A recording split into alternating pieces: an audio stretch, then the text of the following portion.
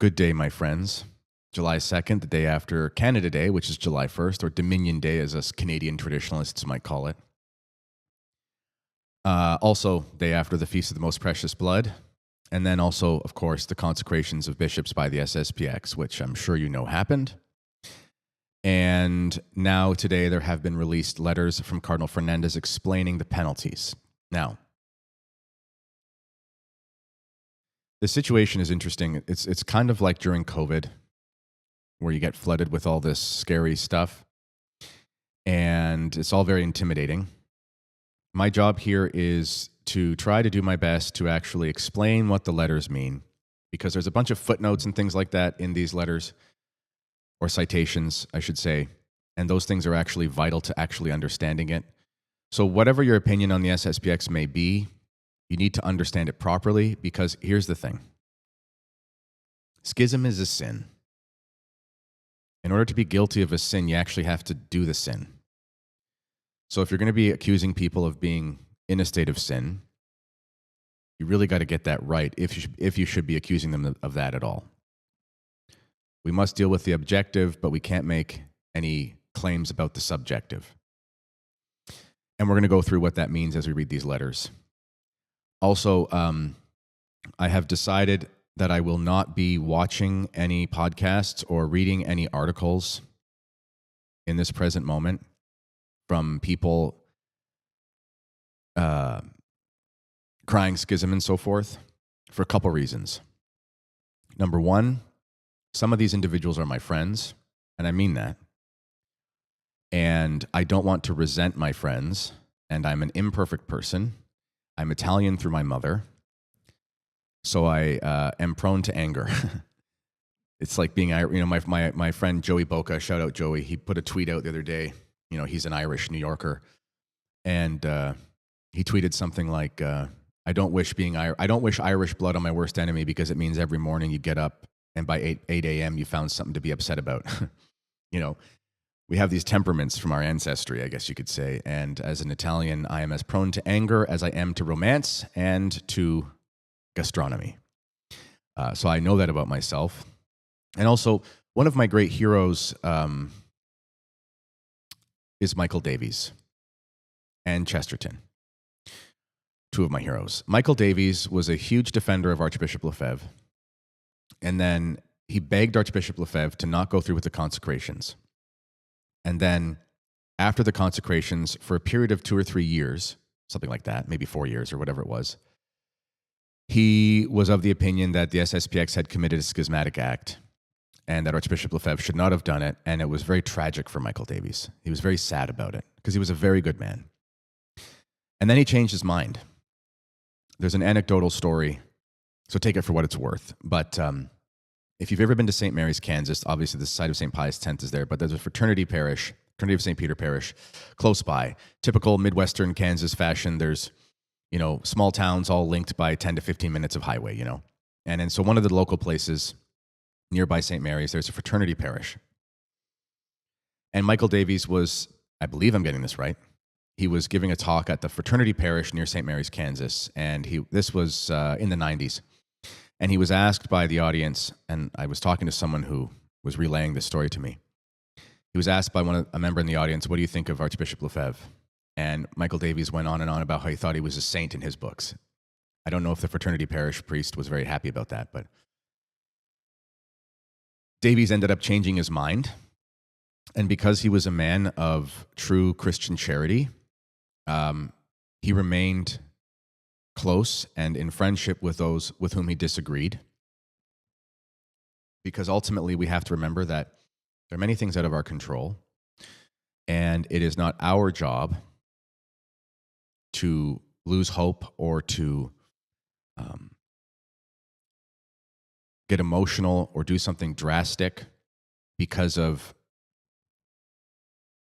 actions from a very incoherent, illogical, and very much inept hierarchical class of prelates in the church. If you believe there is a crisis in the church, which I don't know how. I don't know how any man who can walk and chew gum and who can read cannot see the obvious state of necessity in the church, which we'll go over later.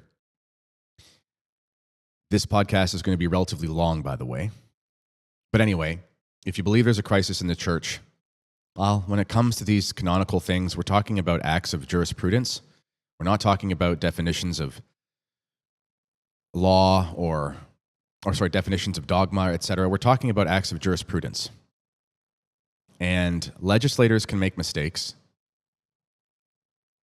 The legislators of the church are not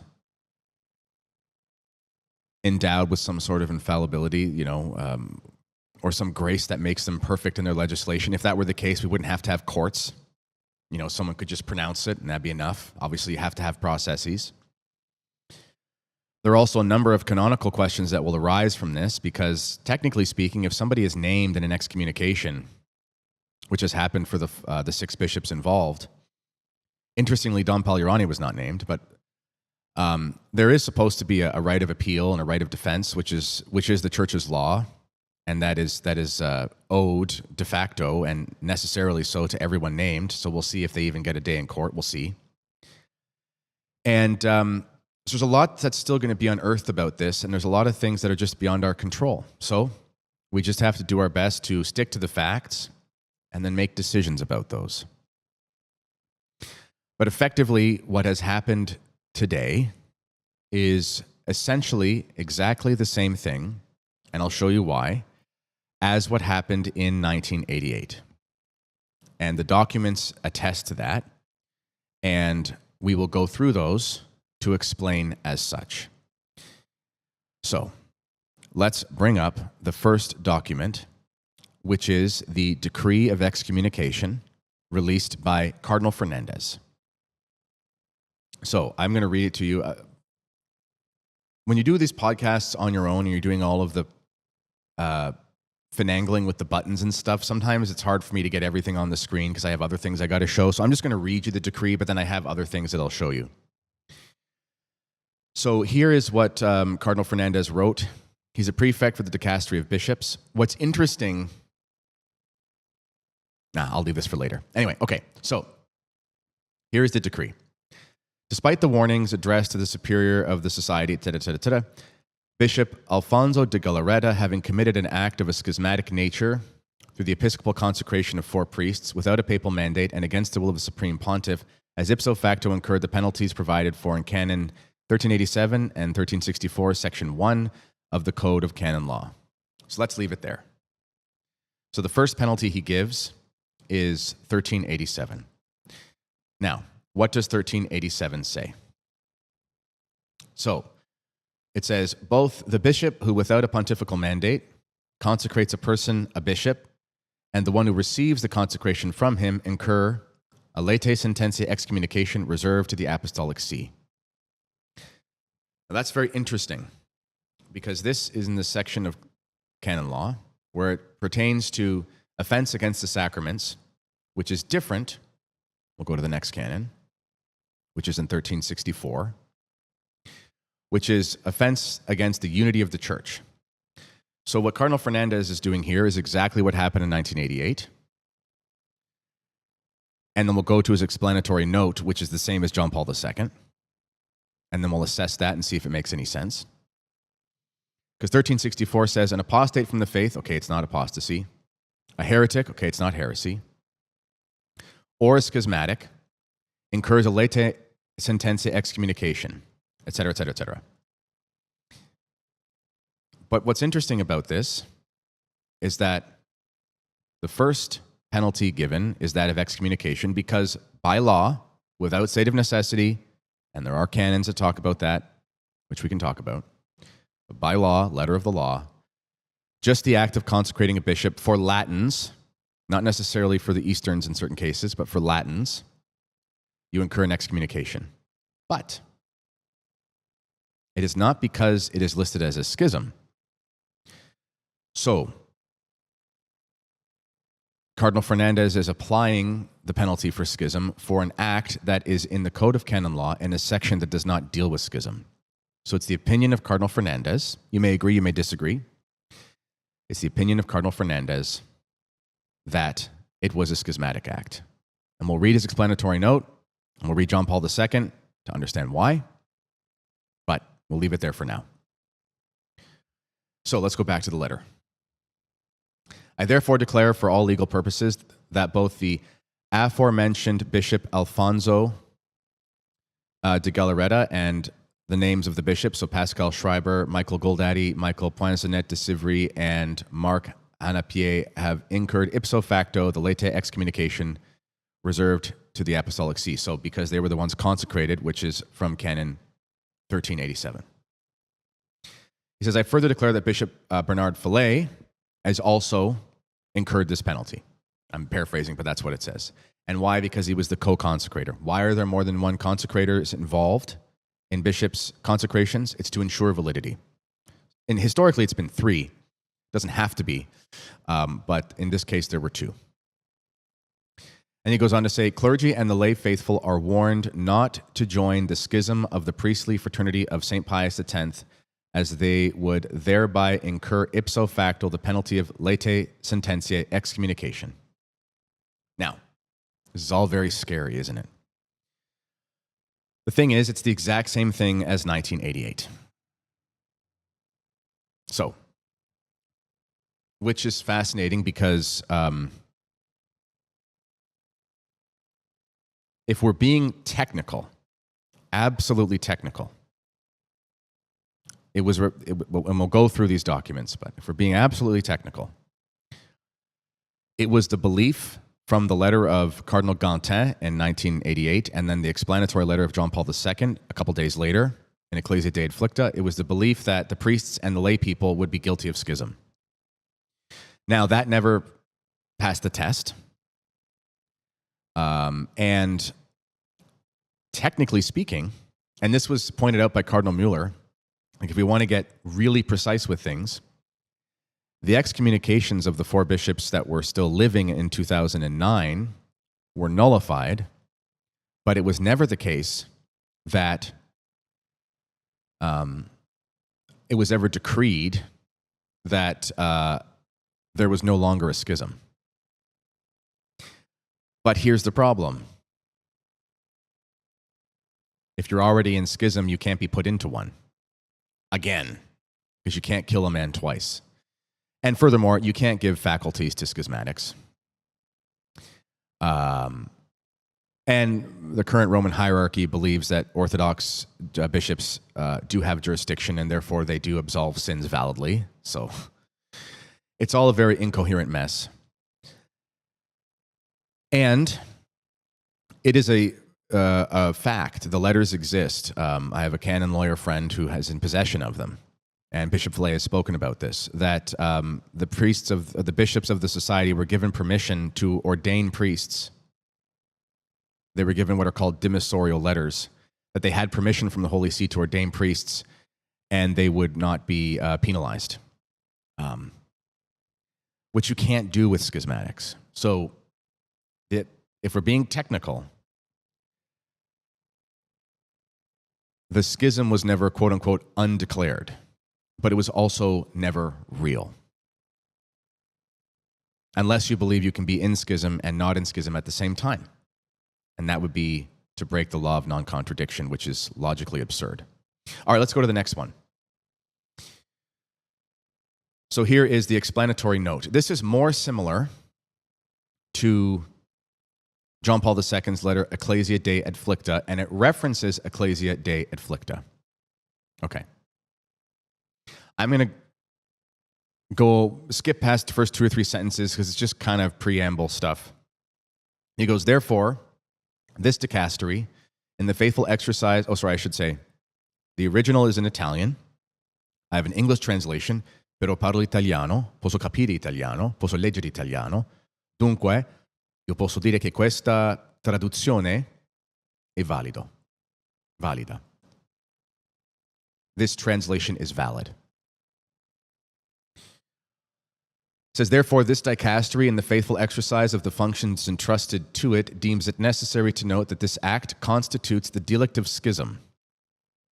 Again, declaring that the consecration of bishops de facto is schismatic when The code does not say so. Now, there are varying opinions about whether or not the Pope has to follow canon law. In this case, it's not the Pope, so that's important to remember. It's Cardinal Fernandez. Do you mind if I take a little detour here for a second? As I said, this is going to be a longer podcast. As I said, many of the commentators who have seemingly changed their tune on the society in the last couple weeks, I consider friends. Good friends in some cases, like friends who I've real Christian friends that I love. And I would never want to create any problems or animosity with someone that I love as a Christian brother. So I will not name anyone. At the same time, if a friend believed my soul was at risk, I would want him to tell me. I'm not saying their souls are at risk. What I'm saying is if there were some sort of grave situation, nothing to do with schism, but, I don't know. Like, let's use an example. The modern annulment process is a farce. I mean, there are probably innumerable people out there who have received annulments that are illegitimate, and they're living in an objective state of adultery. Traditional Catholic people would understand that. My wife and I have a wonderful marriage, but let's just say I became a complete and huge, awful jerk, and I said, I'm just sick of this woman, so I want to go get an annulment from a local diocese because that's easier. If I were to do that, I would hope that one of my traditional Catholic friends would talk some sense into me, because I would be an idiot for doing that, and I would hope my friends would help me not be an idiot. Otherwise, what are friends for?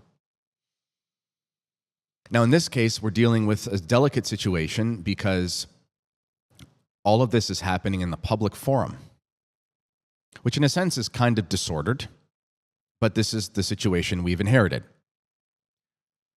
So speaking in the public forum is what's happening.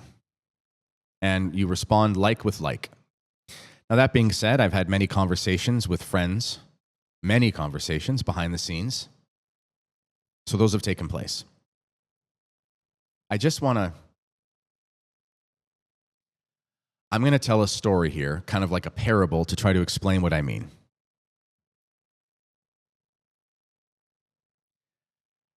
Imagine you have a father and you have two sons. And the father is a very bad father. Maybe he's a drunk. Maybe he's just an adulterer. Maybe he's just a wicked man. And the two sons suffer through that. Now, one of the sons spends a lot of his time telling everybody who can hear, everyone who will listen, that his father is the worst father in the world, maybe the worst father in the history of fathers. His father is a demon worshiper. His father is part of a secret society. His father is a heretic. His father, he facilitates evil men to do evil things. His father may not even be their real father because he's so bad at fathering that he may be an illegitimate father. And the other son, at a certain point, he wants to get married. And he, even though he knows his father is a wicked man, he understands that it's the father's role to give blessing for marriage. And that's actually a common Catholic teaching, by the way. You can find that in old catechisms, that you're supposed to have permission from your parents. And to not ask for it and to not receive it under normal circumstances would be sinful. It's a usurpation of the authority of the father. When I proposed to my wife, I called her father and her mother and asked for permission first. And they were very happy about that. And I was happy to do it. In any event, this one son says, Dad, I found the love of my life. I would like to spend my life with her. I'd like to raise a family with her. And I'd like to have many children, God willing, baptize them and raise them in the Catholic faith so that we can all go to heaven and be with each other for all eternity. And the father says no. Now, the father's not in his right mind. The son knows it, but he's asking permission anyway. The father has an evil perception of marriage. The father is a wicked man with a terrible moral compass and terrible beliefs about what constitutes the sanctity of marriage, etc. But he asks for permission anyway because he would like to have the father's blessing, all things being equal. The son does not get permission, and the father says, if you do this, you're no longer my son. He kind of expected that, but he knew his dad was kind of out of his mind. Now, the other son, who has been essentially slandering, if it were not true, just running his mouth, telling everybody in the world who will listen that his father is the most evil father in the history of fathers, and that the family is in the most awful crisis in the history of crises of families. And that it's like, it may as well be demon-worshipping Freemason, lavender mafia, wicked men who constitute the father's inner circle, and they do everything together. And when his brother comes to him and says, I'm going to marry her anyway because Dad's just wrong on this, and I don't reject his authority, but for some reason, he's just not capable of making the right decision, and his prohibition because of all of these circumstances is illegitimate. Now, what does the other son do? The one who's been roasting the dad publicly for a decade or his whole life.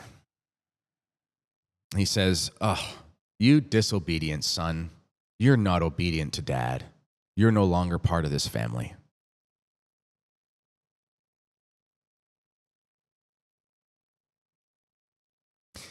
It's a feeling of great betrayal. Because the son who is in principle going forth with the good and holy thing is now the black sheep, when it is the other brother who has spent much of his life fomenting and encouraging an understanding of the state of crisis within the family. But when push comes to shove, to do something that would actually edify the sons, he sides with the father who he has not shown respect for forever.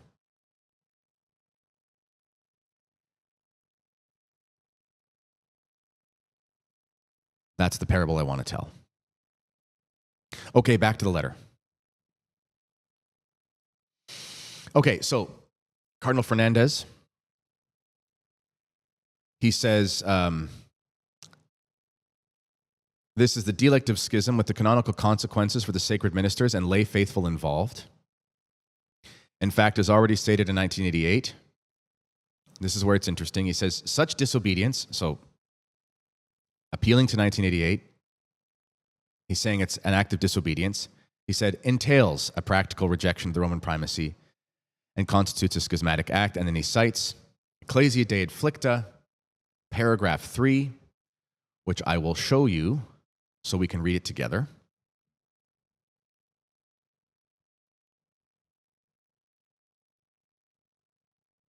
This is John Paul II. He says, in itself, this act was one of disobedience to the Roman pontiff in a very grave matter and of supreme importance for the unity of the church, such as is the ordination of bishops, whereby the apostolic succession is sacramentally perpetuated.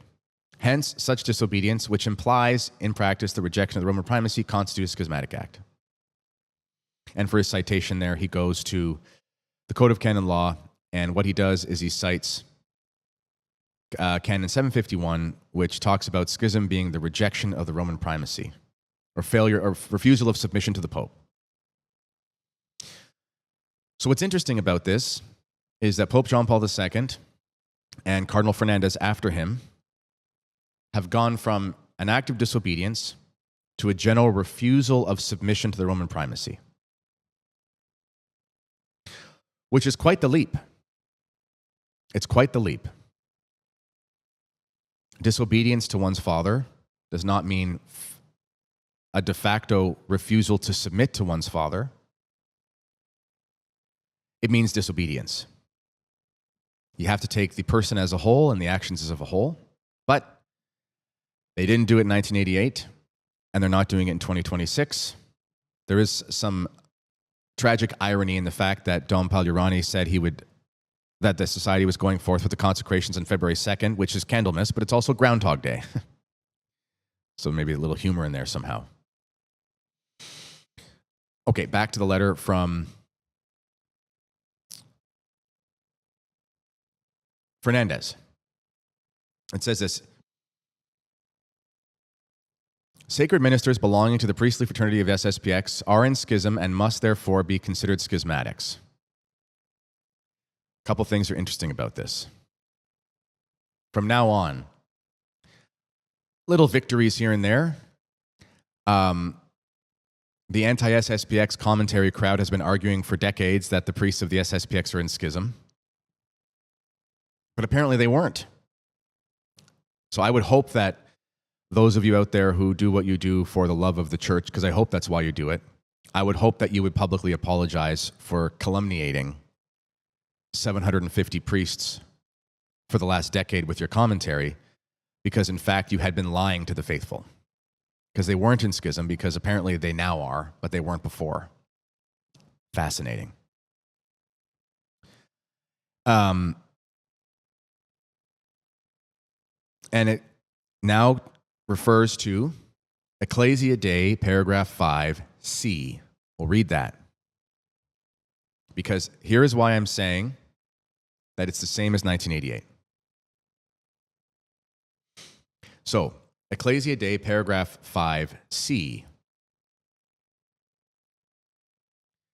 It says, in the present circumstances, this is John Paul II, in the present circumstances, I wish especially to make an appeal both solemn and heartfelt, paternal and fraternal, to all those who until now have been linked in various ways to the movement of Archbishop Lefebvre, that they may fulfill the grave duty of remaining united to the Vicar of Christ in the unity of the Catholic Church and of ceasing their support in any way for that movement. Ceasing support in any way. That includes those of you who don't attend the SSPX, but agree with the consecrations. By the logic of Ecclesia Dei and the logic of Cardinal Fernandez, citing Ecclesia Dei as the source material, anyone who supports in any way that movement is a schismatic. It says, everyone should be aware that formal adherence to the schism is a grave offense against God and carries the penalty of excommunication decreed by the Church's law. So anyone, it says two different things here. If you support the movement of Archbishop Lefebvre, as it's called, you might be a schismatic. And if you formally adhere to the schism, you are a schismatic. We'll talk about formal adherence because Cardinal Fernandez cites something else. So I'll bring up what he cites here. So he first cites Ecclesia Dei number 5c, which we just read. Then he cites Pontifical Council for Legislative Texts, that's a department, explanatory note on the excommunication for schism incurred by members of Bishop Marcel Lefebvre's movement. August 24th, 1996, paragraphs 5 and 6. So let's read that. Now, what's interesting, though, is so often in these conversations about this topic, there is a lot of talking past each other, Archbishop Lefebvre denied a zillion times that he was the leader of a movement. Nonetheless, against his express will and intentions, those who attended the SSPX or supported it were labeled as being part of a movement that Archbishop Lefebvre himself denied existing. A lot of talking past each other. Anyway, here is the thing here. So let me just make sure we get this correct. So Cardinal Fernandez quotes this document, and it's paragraphs 5 and 6. What does the document say? As stated in motu proprio, so that's the short form for the motu proprio that they're referring to, which is Ecclesia Dei Flicta, we should give a brief note on a motu proprio. Traditionis Custodes was a motu proprio. So for all you traditional Catholic commentators out there who have been arguing for the illegitimacy of Traditionis Custodes, because it's a motu proprio, and what is a motu proprio? A motu proprio is essentially a memo or a policy document. It's not a papal bull or a declaration of infallibly of a council or even an expression of the universal ordinary magisterium. It has a very low magisterial weight because it's not strictly magisterial, because it's more administrative. It's essentially an administrative document. So I do find that there is a significant amount of hypocrisy right now, because if we're being technical, I am not a theologian, but what I am is I am a teacher. That is what I was trained to. That's what I did for years. And then I transitioned into writing and podcasting through a series of providential circumstances. And I do not pretend to be a theologian, just like when I taught French and Spanish and history and geography and religion. I did not pretend to be an officially PhD'd French linguist. Mais bien sûr, je parle français très bien, mais j'étais pas seulement un enseignant de français. I speak French well, but I was a French teacher. I wasn't a French master. Nonetheless, I could read what comes from French mastery, and I could present it to my students, because I do my due diligence to ensure that what I present will not be held against me at my particular judgment.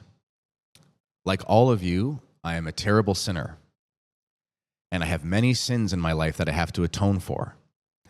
And the last thing, as God is my witness, that I will ever do is do something to present to you information simply to convince you for the sake of being right. That is a really stupid way to go to hell, and I don't do what I do so I can lose my soul. So I'm not a theologian. I'm not a canon lawyer. So what I do is, behind the scenes, I correspond with a number of canon lawyers and theologians. Not all SSPX, by the way. Anyway, just people that I believe are good priests and good canonists and good, properly trained theologians. Not every priest is a theologian either, in the sense that they're not trained adequately in the science of theology to be considered officially a theologian of the church.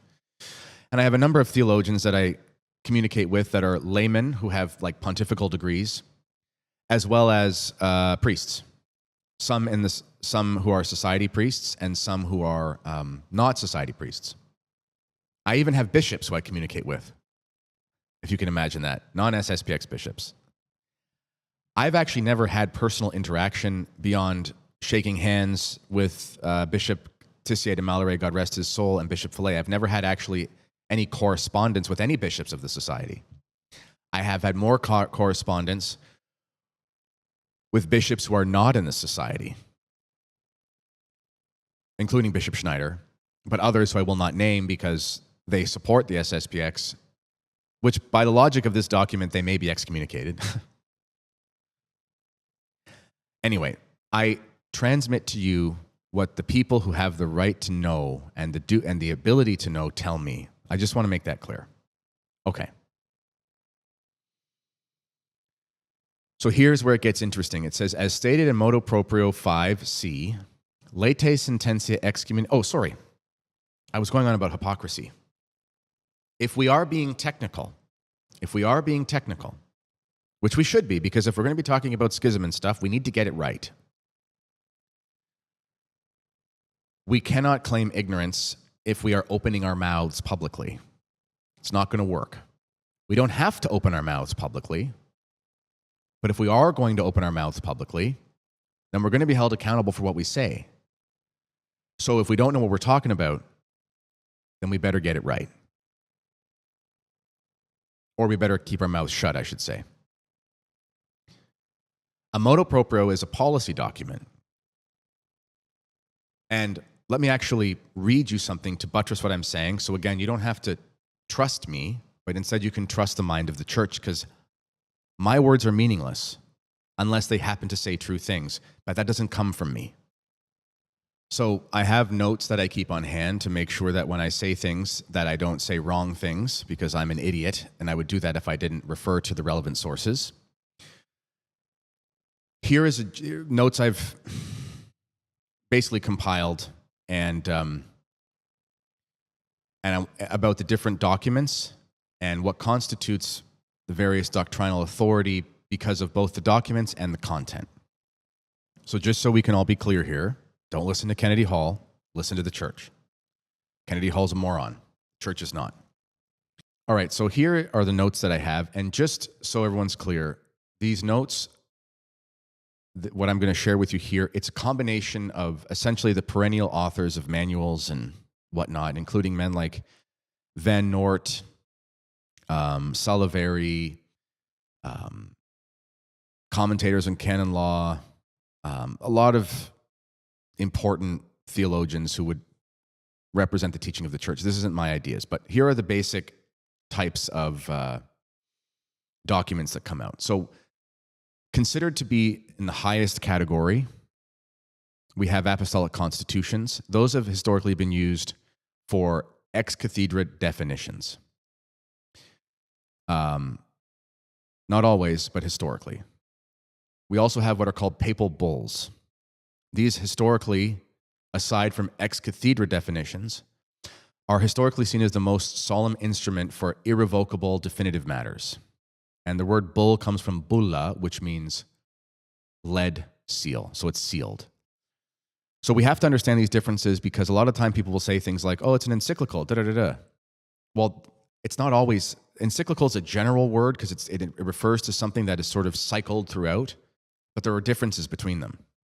Then you have things that are called papal briefs. These are a lesser, more expeditious form of releasing a document. These are usually used for matters of lesser solemnity, dispensations, minor appointments, indults, and so forth. Then we have encyclicals, which most of us are familiar with. And these are a circular letter to the bishops, and since the 19th century, even to the faithful as such. Now, this is the ordinary papal magisterium by default. So a classic example of this is Pius XII's Humani Generis. So when a pope in encyclicals deliberately passes judgment on a point until then debated among theologians, the matter can no longer rise to the level of can be considered a question of free theological dispute. This was talked about by Pius XII. Even though the encyclical does not rise to the level of a solemn ex cathedra definition.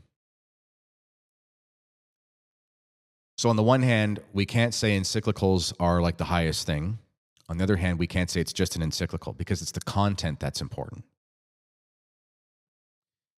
You still have to find out whether the Pope is proposing something definitively. Then we have what are called apostolic exhortations. These are generally the weakest doctrinal category among the major genres. And I want to just pause here for a second. These types of documents have developed over the centuries for clarity's sake, so we can kind of know exactly what's happening. In the early centuries of the church, a lot of things were just kind of released with letters, kind of like St. Paul. There's letters from the kind of the first head of the Holy Office, and then letters of Peter. Obviously, all those letters are inspired. But then after that, shortly after, we have like the various saints that becomes popes, like Clement and men like this. And there wasn't a pure distinction between like what kind of letter should be released to refer to what. So there had to be a lot of work done to sort of tease out what exactly is doctrinal and what is maybe disciplinary, etc. So over the years, the reason why these different letters are used is to make that more clear, so we can have, well, we can deal with it more easily. So apostolic exhortations are generally the weakest. So especially post-conciliar period, and a lot to do with the synod on synodality, these exhortations tend to be pastoral and programmatic rather than binding acts of teaching. They summarize whatever's been deliberated, basically. This is not a hard rule. Again, a pope could release an email and use the proper form and define something, but that's just not how it's done. But it is the dominant pattern. So this is why, for example, documents like Amoris Laetitia generate such dispute, because the genre itself carries a lower presumption of doctrinal definition, which is precisely what makes it ambiguous. So you have to go to the content. And this is why we are in this state of ambiguity. And there's a lot of apostolic exhortations that come out because of exactly what we're talking about. And then under apostolic exhortations, we have motu proprios. So the motu proprio, it's the Pope. It means on his own initiative, motu proprio, like personal motive, basically. And it's without the request of a dicastery or petitioner. So this is kind of what might be called a mode of proposal. And motu proprios are typically legislative and administrative. They alter things like canon law. They erect or suppress structures. So they might be about an indult for the Mass or something like that. They can carry doctrinal content, but usually don't. Or if they do, they certainly don't define. And I can't think of a motu proprio that actually defines teaching in a definitive sense. They're meant to govern. So they're largely legislative. Then there's apostolic letters, kind of a catch-all term, ranging from Ordinatio Sacerdotalis, which was John Paul II's document on women's ordination, but Ratzinger's Congregation for the Doctrine of the Faith commentary at the time on that, responding to dubia about it, and he held it to pertain the ordinary universal magisterium as an infallibly held truth, even though the letter itself wasn't ex cathedra and so forth. Then we have allocutions, addresses, angelus reflections, general audience catechesis. Now, then we also have decrees, which is what this is from Cardinal Fernandez. Decrees, instructions, rescripts, or declarations. So these are issued by Roman dicasteries, CDF, DDF, etc. Not the Pope personally, though with his authority, vicariously, so to speak. So these are administrative or disciplinary, and they instruct, or they intend to instruct, and apply principles to existing law or doctrine to particular circumstances. So declaration expresses the mind of the dicastery on a disputed point. So the binding force is canonical and administrative. It is not dogmatic. Let's keep that in mind. Unless explicitly approved by the Pope in forma specifica, which elevates it to a papal act proper. Nonetheless, if it remains a legislative thing, it's still not dogmatic. So if the content of it is canonical, it's not dogmatic.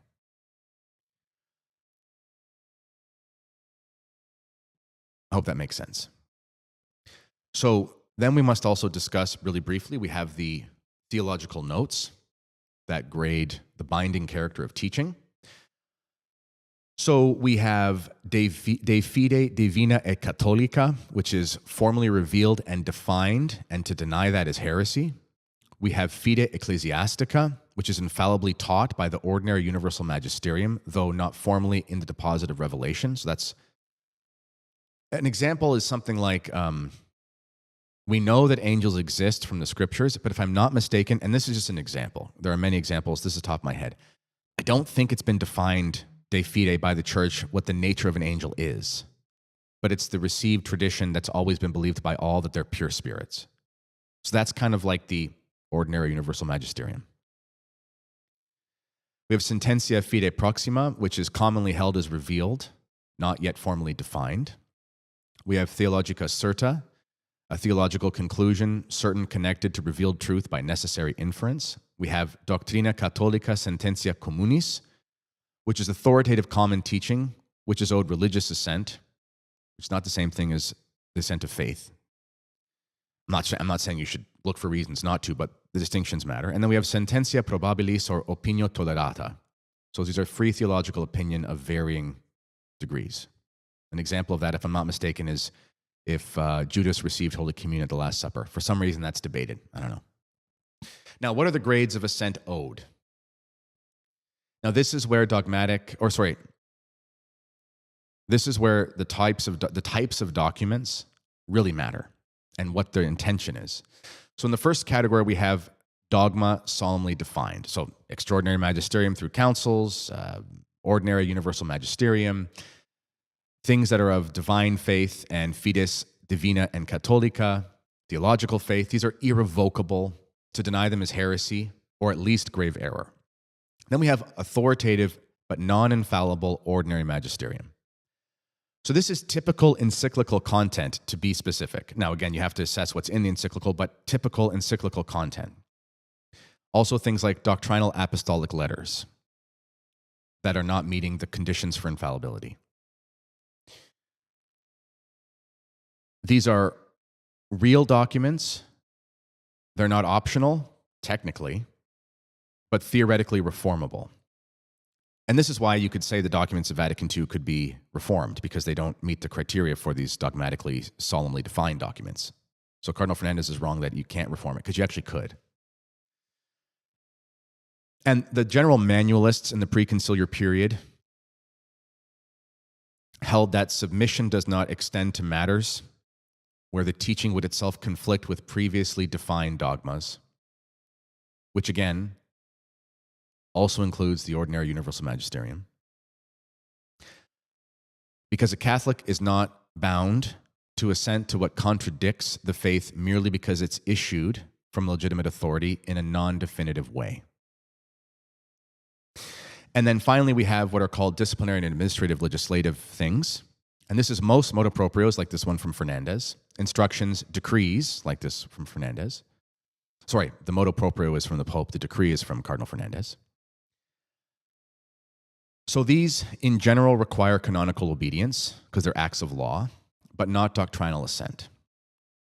So this is largely a juridical category, and juridical acts can be resisted because they're acts of human law. They're not acts of divine faith.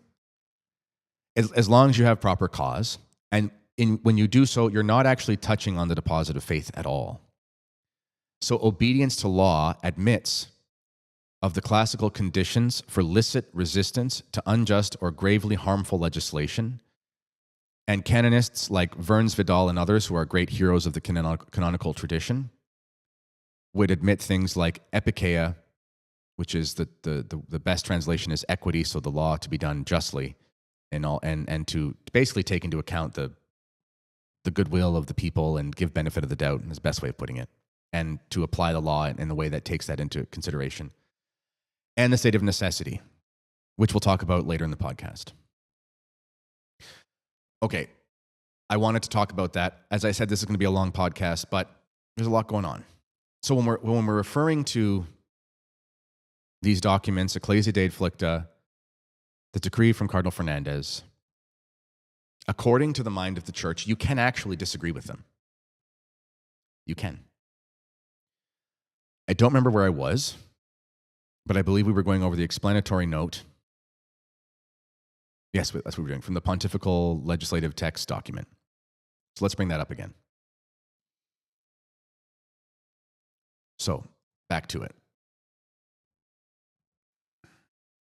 Yes, this is what was cited by Cardinal Fernandez in his explanatory note. He's referring to this document from the Pontifical Council for Legislative Texts.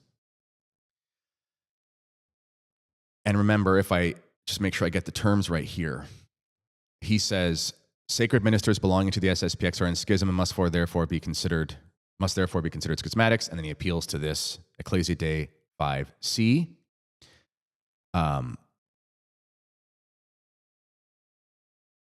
Ecclesia Dei 5C, which let's read that again to make sure.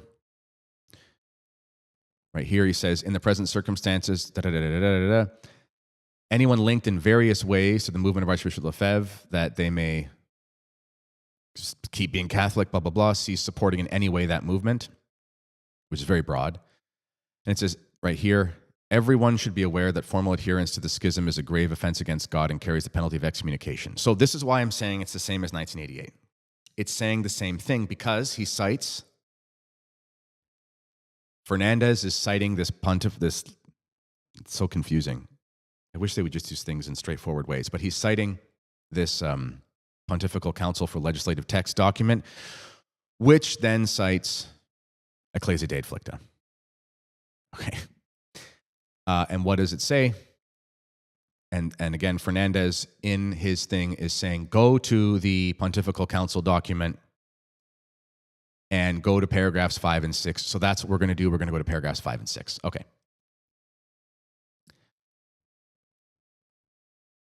As stated in motu proprio, which we just went through the whole list of motu proprio, like what all the documents mean. You can disagree with the motu proprio and not be some sort of heretic.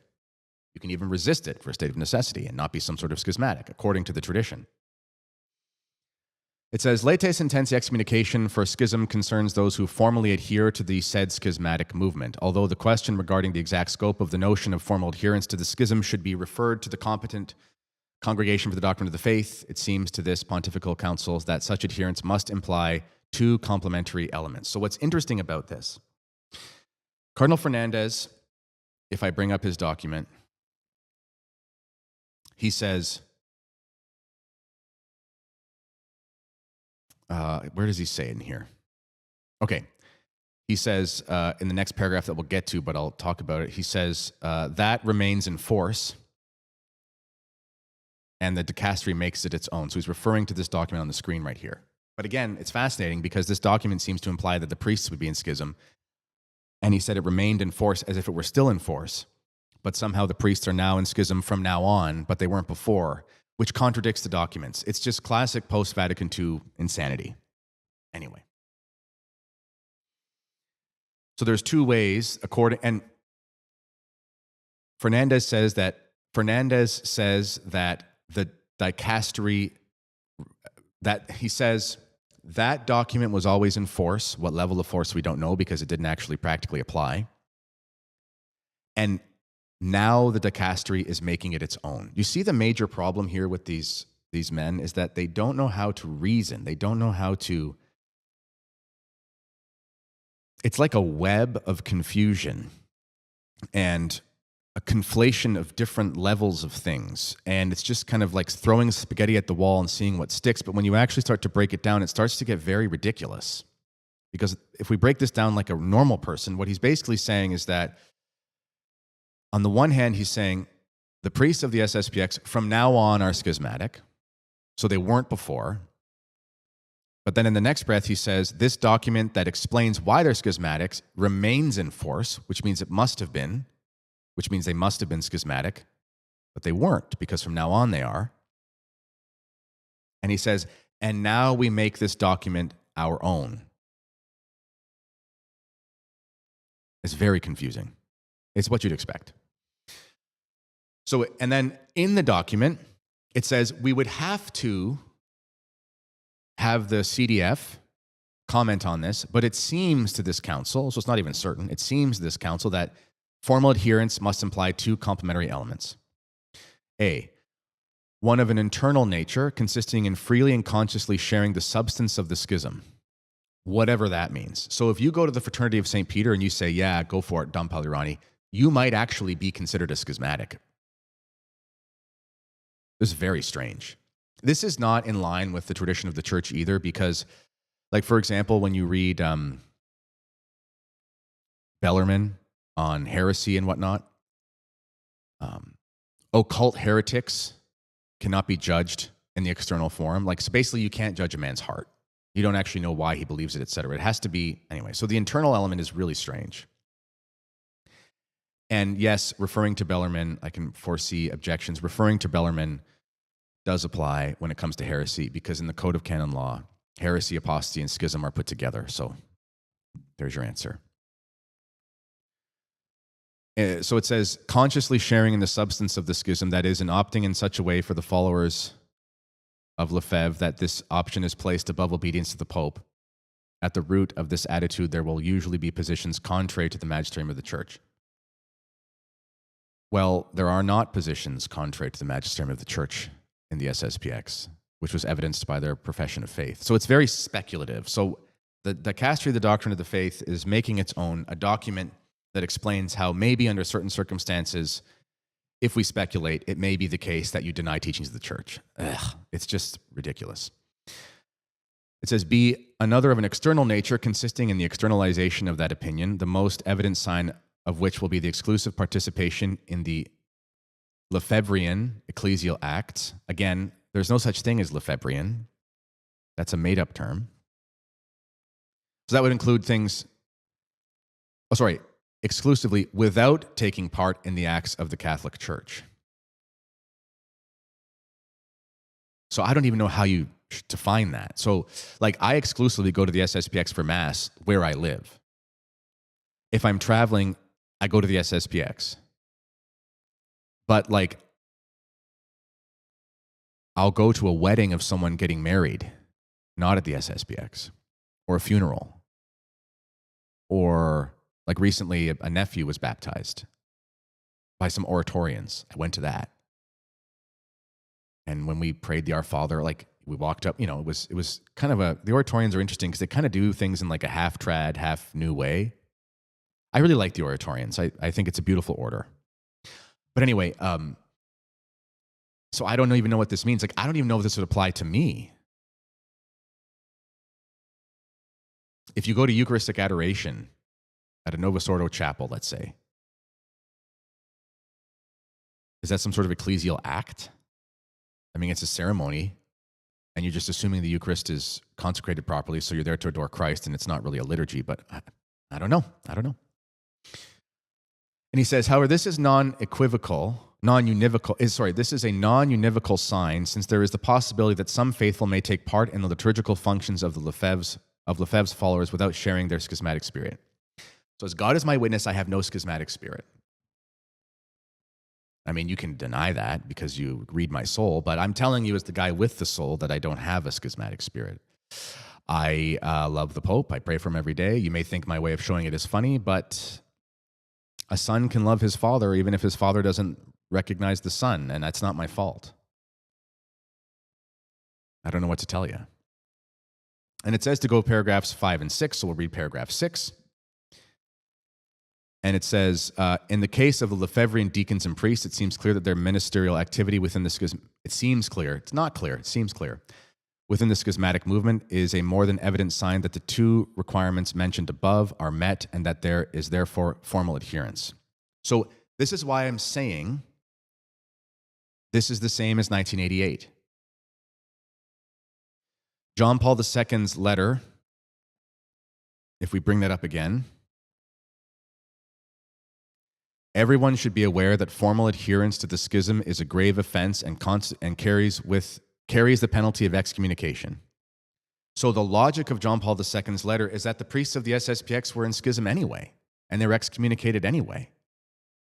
So if we're going letter of the law, the four bishops were, the excommunications were nullified, but they could never nullify the excommunications of the priests because they were never declared. It was just implied.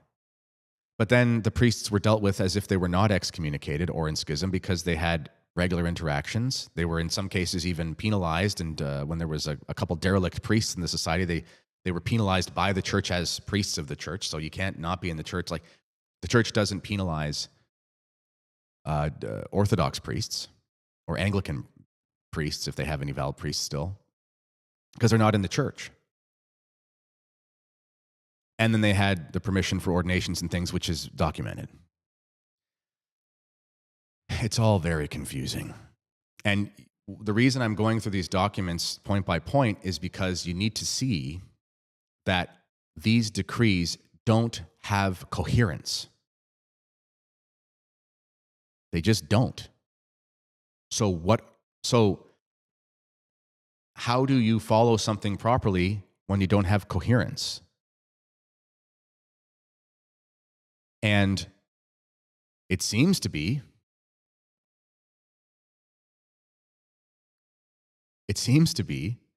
internally you could somehow be guilty of excommunication, which is very strange. It's very strange. Because if you support Archbishop Lefebvre, even if you don't attend their masses, then you could be an excommunicated person. Maybe. Who knows? Because they're thinking that maybe at the root of their attitude, there will be positions contrary to the magisterium of the church. So if you attend the Fraternity of St. Peter and you support the SSPX and what they just did or had supported them, by this document, you may have been excommunicated. I bet you didn't know that, did you? But of course you weren't. Because that's just stupid. Because you don't hold any positions contrary to the magisterium. In fact, I think we can be pretty certain that it's in the average parish where the vast majority of people hold positions contrary to the magisterium. So who else does this apply to?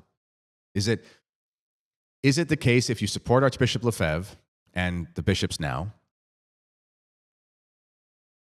Because what we talked about, motu proprios, we talked about all these things.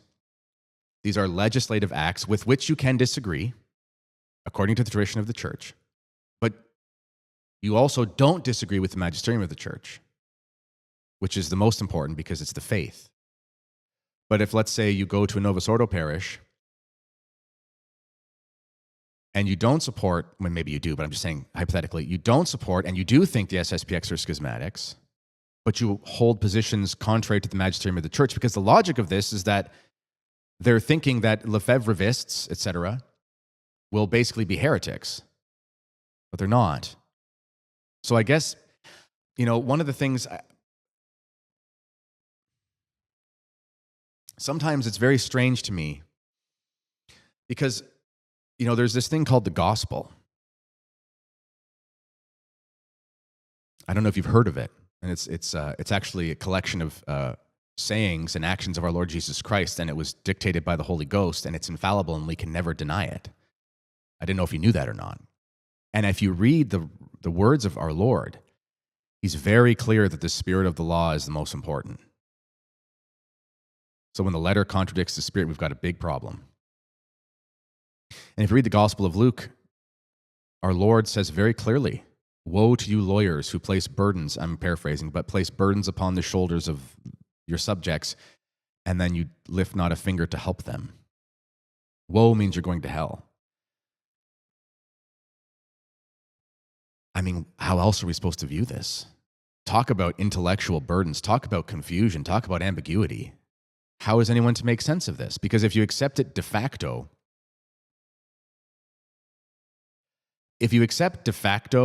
that someone is liable to excommunication because they internally have a belief that Archbishop Lefebvre and the bishops now did the right thing, according to this pontifical document for legislative text, it seems that you may be excommunicated. But the tradition of the church does not support this. So if you want to remain a traditionalist in good standing, you have to accept theological novelty that is not supported by the tradition in order to remain a traditionalist. You cannot be contradictory things at the same time. It makes no sense.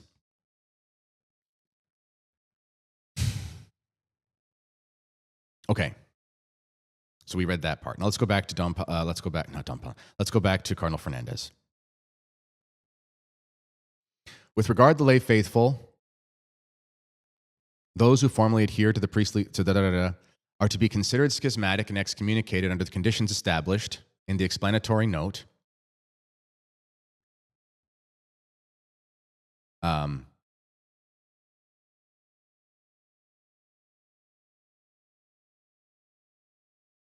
Issued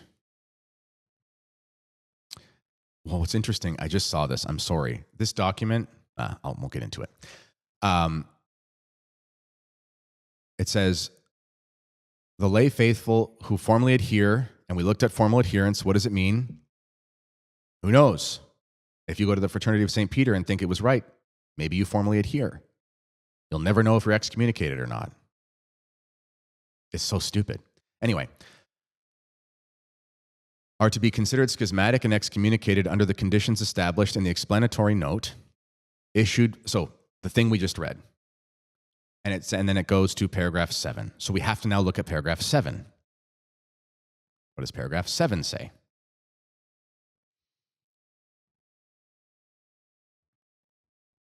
In the case of the other faithful, however,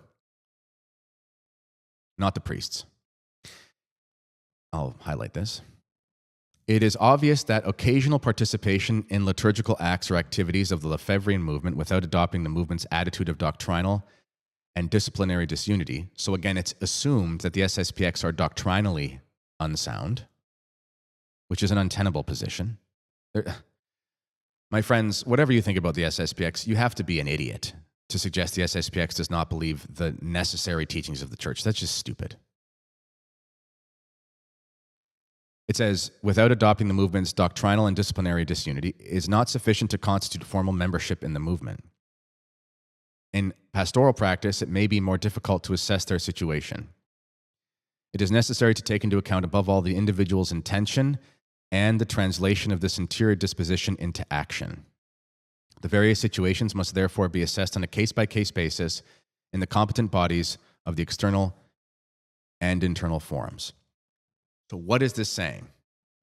Cardinal Fernandez is contradicting himself because this document contradicts itself. Cardinal Fernandez says, the lay faithful are to be considered schismatic, and then cites the document, which says, well, we don't really know, so it has to be case by case. So you are maybe a schismatic, you're maybe not a schismatic, you're maybe excommunicated, you're maybe not excommunicated, and the only way we can really find out is there has to be a case-by-case basis with the competent bodies of the external and internal forums. So basically that would mean with confessors and with judges. So if I'm a schismatic, I'm going to have to be, I'm going to have to get a letter from Rome or something. And then if I do get a letter from Rome, I'm going to have the right of appeal, and there's going to have to be a case. So nothing is clarified by this. It's the exact same as 1988. That's kind of the point I'm getting at here.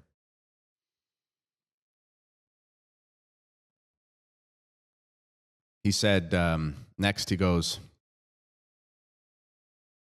finally, the holy people of God are hereby warned that the sacred ministers of the SSPX administer the sacraments illicitly, and that the sacrament of penance administered by them and the marriages assisted to them are invalid. Two things are interesting. Number one, the holy people of God. Is that the Catholic Church? I don't know. It doesn't say. Secondly, he actually can't declare all of their sacraments invalid when it comes to marriage and confession. Because Cardinal Fernandez, as such, does not have the ability to override the Code of Canon Law. And I'll just read you one of the canons, just to be clear. Not that, again, I'm kind of getting sick of, anyway, woe to you lawyers, remember that. I mean, you got to go. You can't cite canon law the same way a Protestant will cite Scripture. It has to be taken in the context, and it has to be compatible with the faith. Legalism is not a good thing. Canon 1335.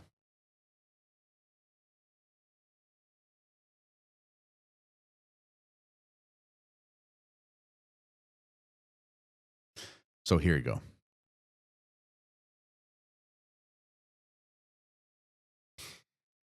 If a censure prohibits the celebration of the sacraments or sacramentals, or the performing of acts of the power of governance, so that is marriage and confession.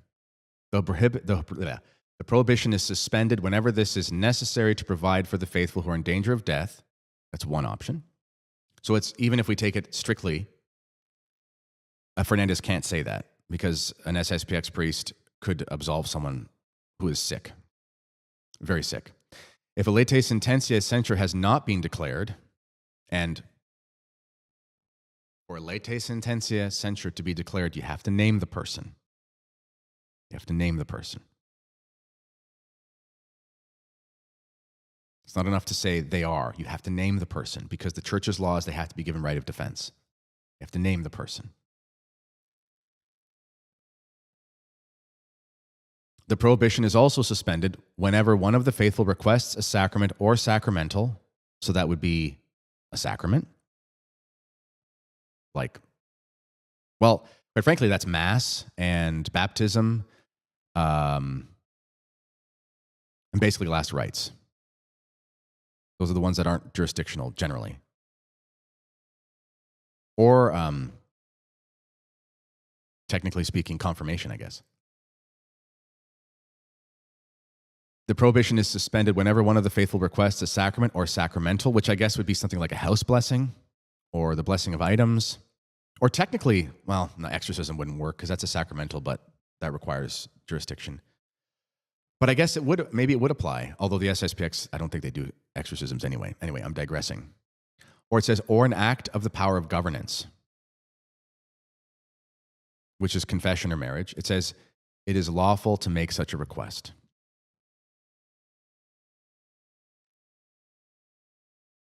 So if we take Cardinal Fernandez's thing letter of the law here, we do have to ignore the Code of Canon Law.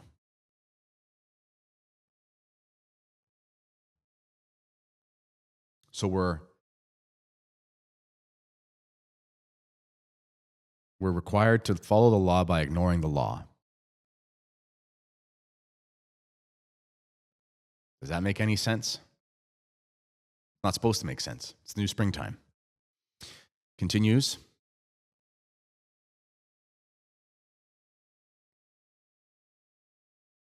The church, as a caring mother, so caring under Cardinal Fernandez, will welcome with sincere affection and deep concern all those who wish to return to full communion.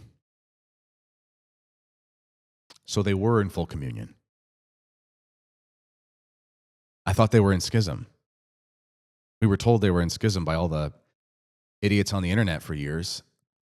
Again, let's wait for their apology. They won't. The apostolic nuncios will establish the procedures that the ordinaries may use in various cases. So that's basically like if a priest wants to leave this SPX. Finally, all the faithful are urged to remain firm in communion with the Roman Pontiff, with the bishops in communion with him, etc., etc., etc., etc., and to refrain from participating in celebrations and activities promoted by the aforementioned SSPX. Although the letter that he cites says that, well, you could go and you might not be a schismatic anyway. So let's break this down here. Many people started going to the SSPX during COVID because they believed there was a necessity. According to Cardinal Fernandez, two things are happening at the same time. Number one, they are now considered schismatics. Number two, they were somehow already, by the logic of the document, which he said was always in force, already schismatics. So now they're double schism. It's like a double stuffed Oreo. Now, I want to be clear here. It is possible for somebody to commit the same crime twice. But it's not possible for someone to be in schism and not be in schism at the same time. And it is not possible for someone who's in schism to then go into schism again if they're already in it. You can't kill a man twice. So how does one make sense of this? I don't know. You can't make sense of it. So if you stuck with me this far, God bless you. If you'd like to be edified in your Catholic faith, I'm going to Mexico in December with a priest of the SSPX who may or may not be in schism and may or may not have been a schismatic and may now be a schismatic or may not be at the same time in the same place, with a group of faithful who may or may not adhere formally to a schism that may or may not exist at the same time in the same place. All that aside, we're going to go to the great sites of Catholic devotion in Mexico, specifically focused on the heroism of the Cristero martyrs, and I'd like you to come with me if you enjoy doing so, and the link for that is underneath. It's in December, great way to prepare for Christmas. So I would like to thank Cardinal Fernandez. I'd like to thank Cardinal Fernandez for confirming the state of necessity in the church. And we're going to go through that now. So I'm going to read from some documents here. I didn't have time to print them off. But I like to use notes because I don't want to say the wrong thing. Let me just do this for you here. Open up my drive. Boom. So, state of necessity. So let's go through a state of necessity, and let's go through some common objections, because this is kind of the matter at hand. So, many Catholic commentators or traditional Catholic sympathizers have essentially argued that while 1988 may have been okay, 2026 is a step too far, essentially. And the reason being is that there are more traditional masses available now than there were then, even with Traditionis Custodes, and because we have like the FSSP and stuff, the SSPX doesn't need to exist. Now, inherent in that argumentation is an admission that there can be a state of necessity. So let's just keep that in mind. So we need to address what a state of necessity is. So, a core definition, I took this from Father Glaze, and this definition from Father Glaze, just to make sure I get this right, this definition from Father Glaze is a synthesis. Let me make sure I tell you exactly who it is here.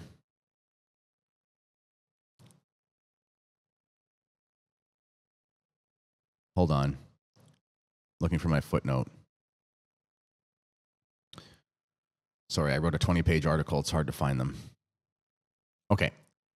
This is a synthesis of, well, I'll tell you what. I'll link the article underneath, and I have all the footnotes. What I'm going to tell you here is basically a condensed version of that if you're not much of a reader. If you'd like to know who it is, it's a ton of different theological manuals and so forth that explain this. So, okay. In any event, a state of necessity is an extraordinary situation in which the necessaries of natural or supernatural life are threatened in such a way that to safeguard them, one finds oneself habitually obliged to break the law in order to get these goods. If the application of the law goes against the end of the law intended by the legislators, it is no longer legitimate because it is self-contradictory. So,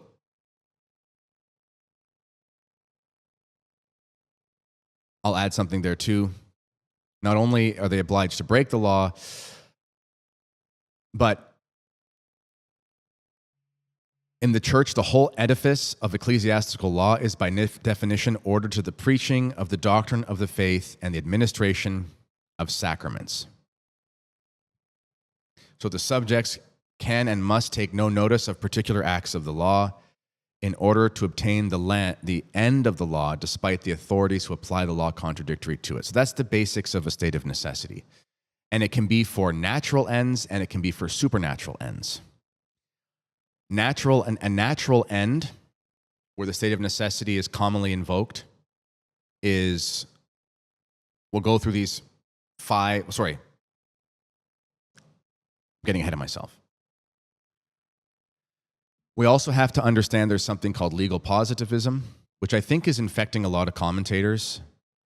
one of the reasons why I think that the legal positivist mentality is so common amongst not just Americans, more amongst Americans, but in general amongst Anglo speakers, is because our Anglo nations, whether Canada, USA, etc., we've inherited this post-Reformation legal positivism because our nations were founded by Englishmen, essentially, who were not Catholic, and they adopted the legal positivism, which stemmed from the liberalism, which is the fruit of Protestantism. Because in Protestantism, there is no tradition and there is no real hierarchy, so you essentially have to enforce the law for the sake of it, otherwise you have anarchy, and that's where legal positivism sort of comes from. But as Catholics, we would look to men like Aquinas and others who would say, they all say the same thing, that an unjust law is no law. The reason being is because Catholics have historically understood that a code of law is subject to the metaphysical principles that undergird the law. So if the code works against those, it's illegitimate. It's like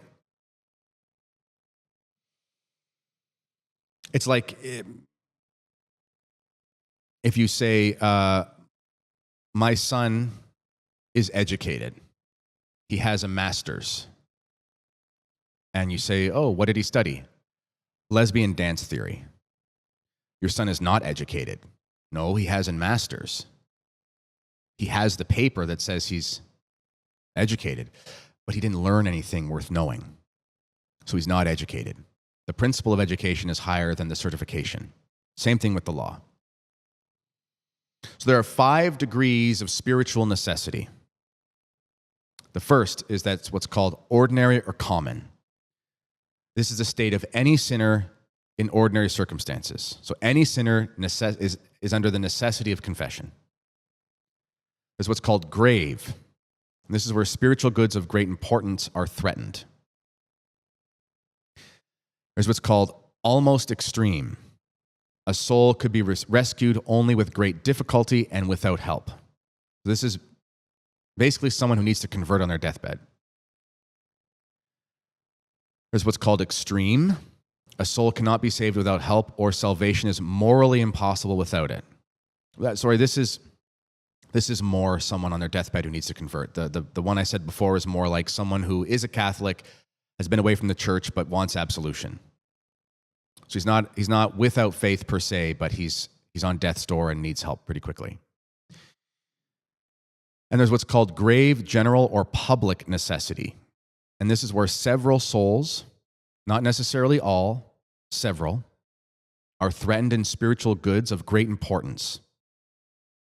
So canonists historically would cite epidemics and the public spreading of heresy as classic examples. So plague for the body and plague for the soul are both under this category. Now, I think it's arguable, very obviously so, that the 5th one, the grave, general, and public, applies to the church as such right now because of the spreading of heresy. It doesn't have to be universal, but it affects several, so a large number. Not everyone at every non-SSPX parish or chapel, forgive me, not everyone is at risk of hearing heresy from the pulpit. Or not everyone at every non-SSPX school is at risk of hearing bad Catholic doctrine in the classroom. But it is a general state that applies to several souls all over. It's the 5th degree. These 5 degrees of necessity are the undergirding for example, that canon that we read, where it talks about even a suspended priest or whatever could give someone, they could be approached for a sacrament for a just cause, because those are all just causes. I mean, and it's pretty broad. Like, let's take the first one, ordinary or common. So this is the state of any sinner in ordinary circumstances. You know, like, I don't know. If you were going to fly, you know, I always like to go to confession before I get on an airplane. It's more likely to get into a car accident than you are in a plane crash, but nonetheless, a plane crash usually results in death. Not all car crashes do. So before I'm going to fly, I like to go to confession. That's an ordinary or common state of necessity, spiritual necessity. You need to have your sins absolved. And then you get more grave from there. So we have much evidence for today, the present state of this universal spiritual deprivation. If you need evidence for that, just open your eyes and look around. There's a global collapse in the Catholic faith. And it's because of the spreading of heresy. It's not just about clown masses or whatever. It's just everywhere. Okay, so if there is a state of necessity, then we have to ask ourselves, is there anything that can be done and what must be done? So we'll go through 4 different popes here that talk about this. So Pius X, at the start of the 20th century, talked about the spreading of modernism, and he talked about it. He said the danger is, this is from Pascendi, he says the danger is present in almost the very veins of the heart of the church. So it's like near the heart, it's so bad. And he was saying this 120 years ago. That's a spiritual plague. It's the synthesis of all heresies, and Pius X said, it strikes at the root of the faith itself, not just the branches. So it goes at the foundation. That's very grave. Leo XIII in Sapientiae Christianae, and this is in 1890. This is on the duty of Christians when they're in a state of crisis. And he says, when necessity compels, his words, not only those who are invested with power of rule are bound to safeguard the integrity of the faith, but each one is under obligation to show forth his faith. Now, this document was addressed primarily with the intention of talking to basically Catholic leaders, not necessarily churchmen, but the spiritual is higher than the natural, so the duties of bishops and cardinals and popes is more severe and more grave than the duties of heads of state. So the principles, if they can apply to the lower, the logic also goes to the higher because of the duty inherent therein. He also says in the same encyclical, he says, to recoil before an enemy or to keep silence when from all sides such clamors are raised against truth is the part of a man either devoid of character or who entertains doubt as to the truth of what he professes to believe. I'm going to say something that's going to tick people off. The traditional orders like the fraternity, etc., can't speak out publicly as part of their basically agreement. That is not acceptable. It is the duty of all Christians, including priests, more so than laymen, that they must not remain silent when there are errors spreading against truth from anywhere. I know that many fraternity priests will preach against the errors in the church in sermons, but the order as such must affirm the conciliar revolution as such on paper. And that is a big problem. This is why the Ecclesia Dei communities cannot be a solution to the problem, even if, and I would never doubt this for a second, they represent a solution for individual souls. And God be praised for that. But there needs to be more. We need to have priests and bishops, because as laymen, we can't do it. And they have to be priests and bishops. It can't just only be Bishop Schneider. It can't only be Bishop Strickland. By the way, just as an aside, I haven't seen if Bishop Strickland or Schneider said anything, but Schneider and Strickland very manifestly proposed their support for the consecrations and for their belief that they would not be schismatic. So they, according to Cardinal Fernandez, may be excommunicated. Who knows? No one knows, because none of it makes sense. Humanae Generis from 1950. The duty incumbent on the, and that's from Pius XII, the duty incumbent on the faithful to flee also those errors which more or less approach heresy is sometimes as little known as if they did not exist. So he assumes that he takes it as a given that it is your duty to flee heresy or even errors which approach it. So you might say, well, fiducia supplicans may not technically be heretical. I think it is, but approaches heresy. You have to flee the teachings of the head of the DDF right now, according to Pius XII. This is a perennial teaching of the church, a perennial understanding of the duties of Christians. Leo XIII, and satis cognitum. Oh, I should also say, when it comes to heresy, no. We can't make declarations that bind anyone on who is a formal heretic. But it is assumed that you can recognize heresy. And St. Paul talks about this, if an angel proposes to you a different gospel, don't believe it, that sort of thing. Even if it's an angel. And he's using, even if it's an angel, to say like the highest spiritual being. And an angel is higher than a person. So if we can recognize that in an angel, we can recognize that in a person. That's the logic of it. We can recognize heresy. A child who's been catechized for his first communion can recognize a heresy against the Holy Eucharist from the pulpit. He doesn't need a letter from Rome to confirm what is obvious. This is legalism. I can't go around, this is why I don't support sedevacantism, but I can't go around declaring who's a heretic and who's not. But I can say those statements are heretical. Because they are. Because I can walk and chew gum and I can read. He says in Leo XIII in 1896 in Satis Cognitum, he says, there is nothing more dangerous than those heretics who admit nearly the whole series of doctrines, and yet by one word, as with a drop of poison, taint the real and simple faith. Nothing more dangerous.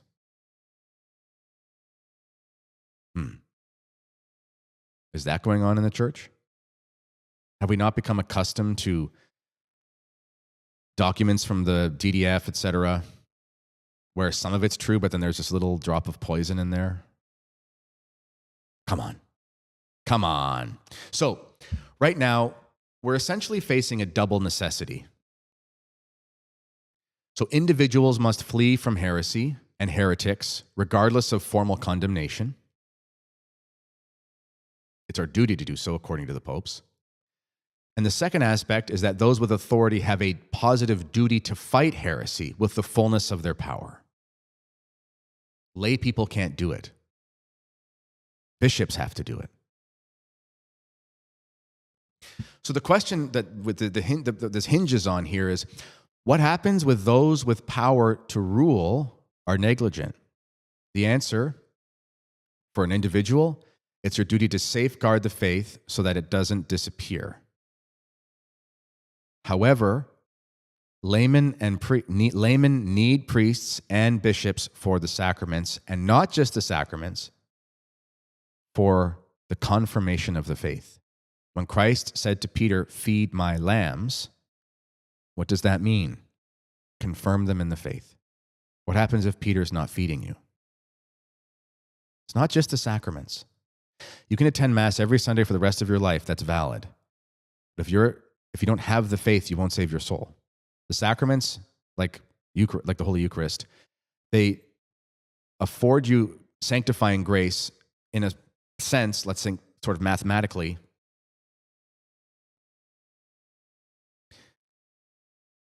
proportional to the devotion you approach them with. This is why you have to be properly disposed for receiving Holy Communion. This is why you can receive Holy Communion more worthily, even more than a state of grace. Being in a state of grace to receive Holy Communion is a doctrinal minimum. But you read the literature of the great saints about receiving communion through Mary, for example, or in union with the Virgin Mary. It's like the deeper devotion. So you have to be fed spiritually, or you won't go to heaven. And it's the duty of the pastors of the church to do so. And laymen like myself can't do it. You don't have to listen to me. Laymen can't do it. It has to be bishops and priests. It has to be. And if they're not doing it, it doesn't have to afflict everybody, it just has to be several. Then we have a state of grave, general, public necessity, according to the tradition of the church. We need men of the cloth to confirm us in the faith, or we will die a spiritual death. The logic of this is that because of the grave and general public necessity that affects several souls, if not most, to be honest, but several at least, we have a state of necessity, and in a state of necessity, extraordinary actions are validated. This is reflected in the current Code of Canon Law, 1323 and 24, if you'd like to read it. And we also have theological tradition, and I'll read from a couple here. These are scholastics and Dominicans.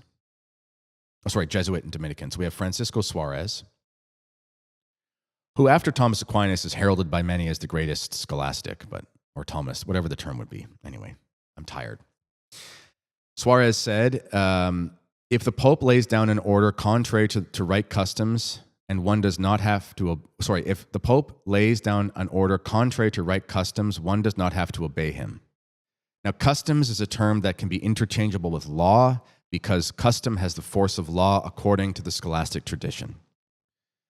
The current way of consecrating bishops is a law, not a dogma, because it's not necessary or intrinsic to have the papal mandate to consecrate bishops. It's the law exclusively since 1917, and the practice has been back and forth, east and west, depending, for the last 1,000 years, and before that it was not the norm, generally speaking. He continues, he says, if he tries to do something manifestly opposed to justice and to the common good, like threatening to excommunicate faithful who don't know whether or not they're in schism or they're not at the same time, it would be licit to resist him. If he attacks by force, he could be repelled by force, and with the moderation characteristic of good defense. So he's talking about force equivocally here, not like taking up arms, but spiritual harm. I should add, it could be physical or spiritual. Because again, if something applies to the corporeal, the principles are higher in the metaphysical.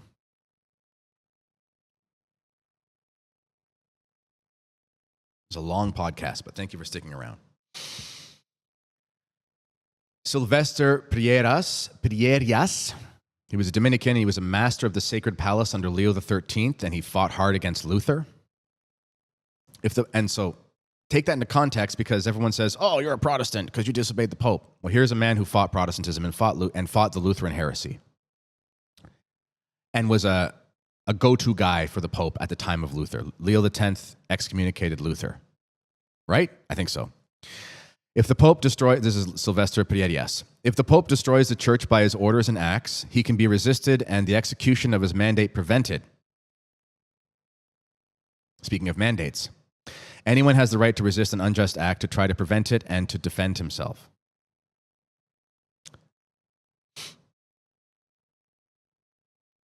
So a man who fought the Lutherans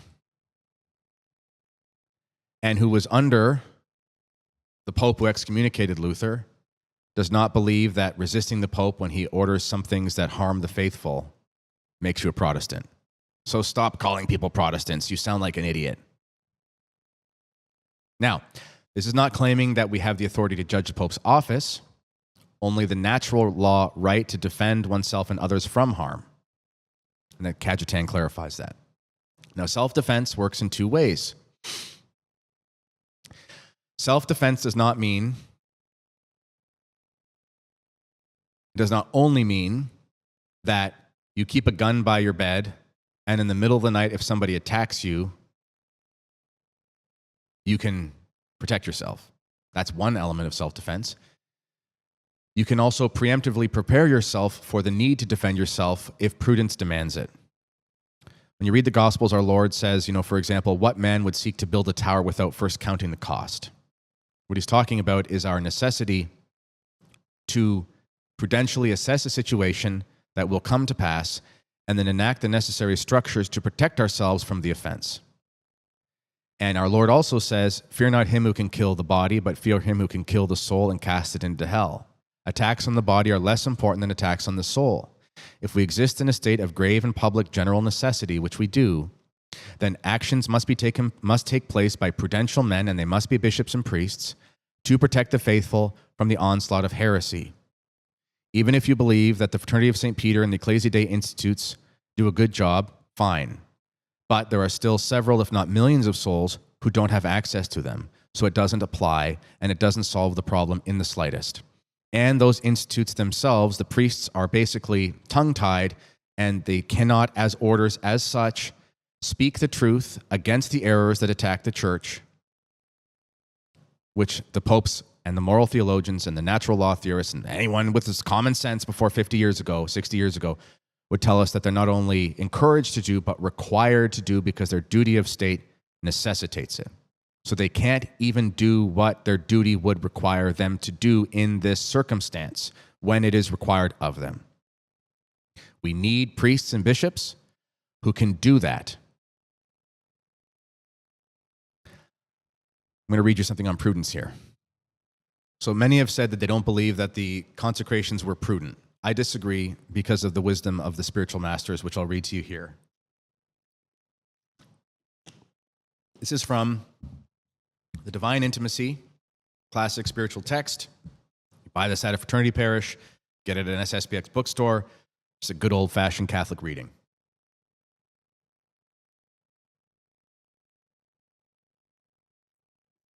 That coffee was actually boiling hot. I'm just kidding. It was cold because it's been sitting there for an hour and a half. Prudent judgment. Entry number 274 from The Divine Intimacy. I'm reading this because this represents the mind of the church, because this book is perennially seen as something that represents that. So there you go. Not my words. Kennedy's an idiot. This guy's smart. The first duty of prudence is to help us choose the best means for attaining our final end. Many times the choice is easy and presents itself spontaneously to a mind accustomed to making judgments and acting in the light of eternity. So easy decisions between right and wrong. At other times, however, it is difficult and perplexing, as for example, when it concerns choosing one's vocation or profession, or solving complicated problems in which elements independent of one's own will must be considered. So many moving parts.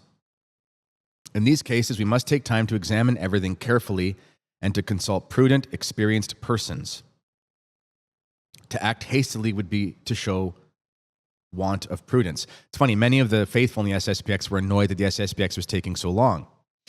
It took Archbishop Lefebvre 18 years to make a decision. It took the SSPX, since Archbishop Lefebvre, 38 years. So I think they're taking their time.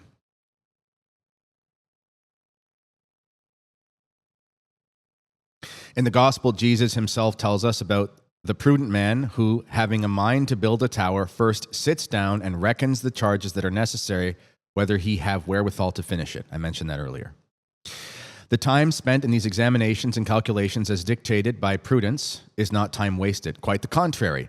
When facing serious decisions, we must realize that God himself often wants us to wait patiently until circumstances clearly manifest his will to us. Don Pagliarani took a long time. He was talking about this in 2021 at an Angelus conference about the process that would go forth with the consecration of bishops, and he said they'd follow the example of Archbishop Lefebvre and seek approval and all that kind of stuff. People have asked, well, why didn't they do it under Pope Francis? And Father Bruciani gave an answer in a recent podcast from the SSPX.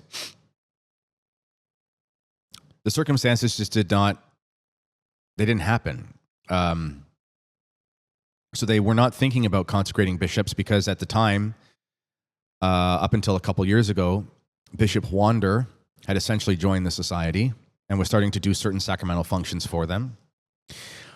Bishop Tissier was still kicking, and then he died, a very holy death.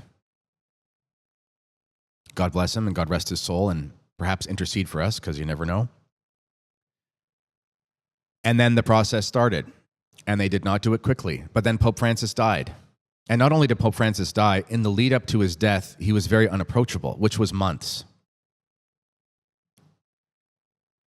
So the necessity came that they needed bishops, because they were down to 2, and the faithful have more than doubled since 1988. So 2 bishops for about 1 million people. And they couldn't go through the process with Francis being sickly because he was not able to do such things. And it would be inappropriate to approach a sick man. It would be. It's not moral to do that. You can't be immoral in these considerations. And then Pope Leo was elected, and they sought for about a year to try to talk, or for 6 months or so, and he wouldn't respond. But the necessity didn't go away. And then Archbishop Lefebvre in 1986, he says that Assisi was basically one of the major things that pushed him towards it, because it was a clear attack on the kingship of Christ at the highest level of the church, which is an obvious sign.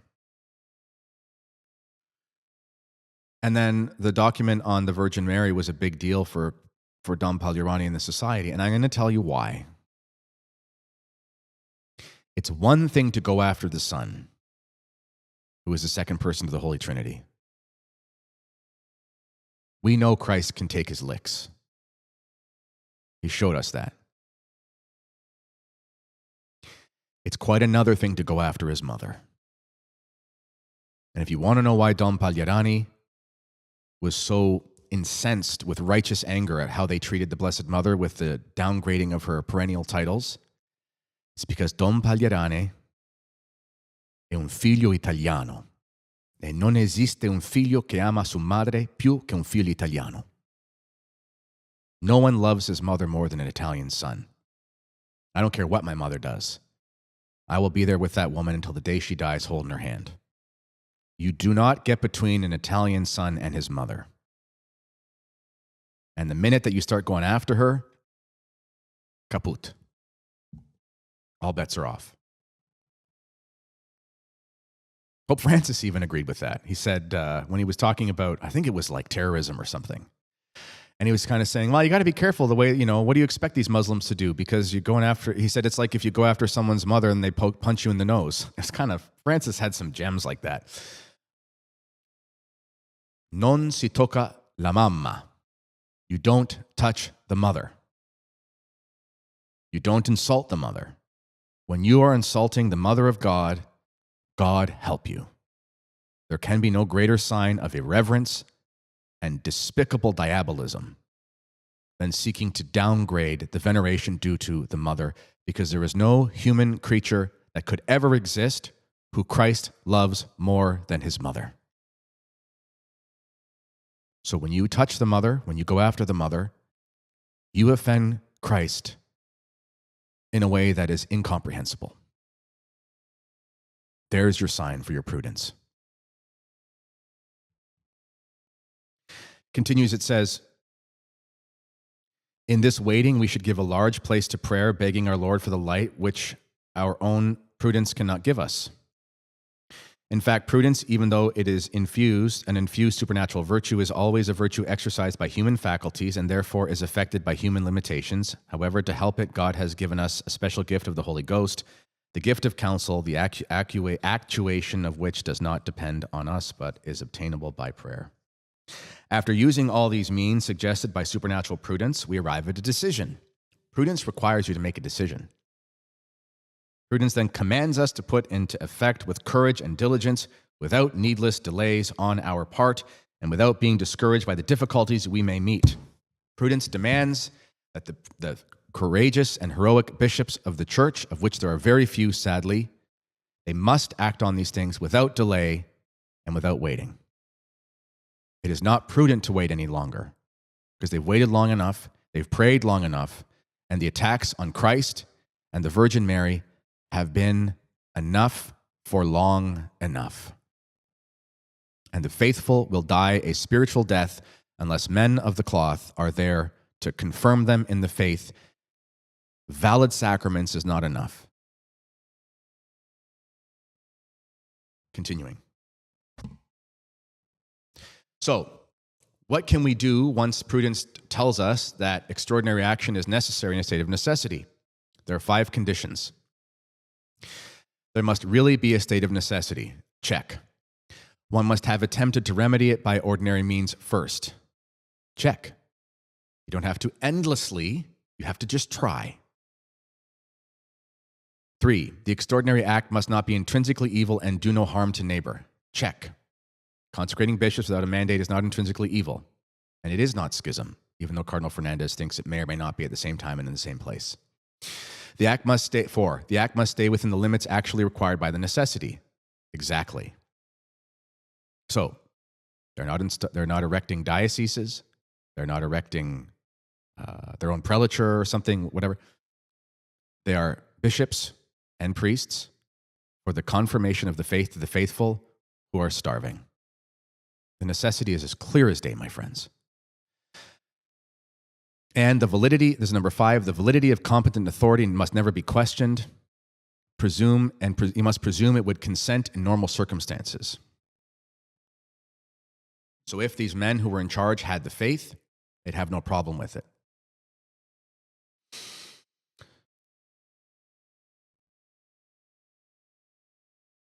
So let's apply this to what happened in 88 and now. Necessity, yes. Ordinary means attempted, yes. Not intrinsically evil, yes. Consecration without mandate is not inherently sinful. We're going to talk about this in a sec. Stay within the limits, yes. No jurisdiction conferred, no parallel hierarchy, etc., etc. Validity of the authority questioned, not questioned, check. Listen to Father Polirani's sermon, listen to Archbishop Lefebvre. Now, one of the objections here is that consecrating bishops without a mandate is necessarily schismatic. We're going to talk about that. This argument largely comes from an interpretation of the Second Vatican Council promoted by the Fraternity of St. Peter, largely in their publication called Clave, which is their French publication. And there's a recent article that demonstrates this, and this is by a man with a pen name named Theologus. With respect, fraternity theologians, can you just put your name on it? Can you be man enough to just put your name on it? And it argues that consecration without mandate is impossible / schismatic because order and jurisdiction are conformed together. Now, this was answered by Father Glaze, who just summarizes the teaching of the Church. And it's in an article in the Courrier de Rome, and it's called De la nature de l'épiscopat. I think it's called Une réponse facile à la fraternité, or an easy answer for the fraternity, something like that. I have it in French, but you can download it, I think, from La Porte Latin, I think. And then you can, I have it, I don't know where I got it, but you can download it. And then you can put it through an AI translator, and they're pretty good. Honestly, Claude and stuff, they translate things really accurately. I can read French, Spanish, and Italian, and I do, but I often put it through translators to make sure, and then when I read it, I go, okay, it's accurate. Okay, so what's the move here?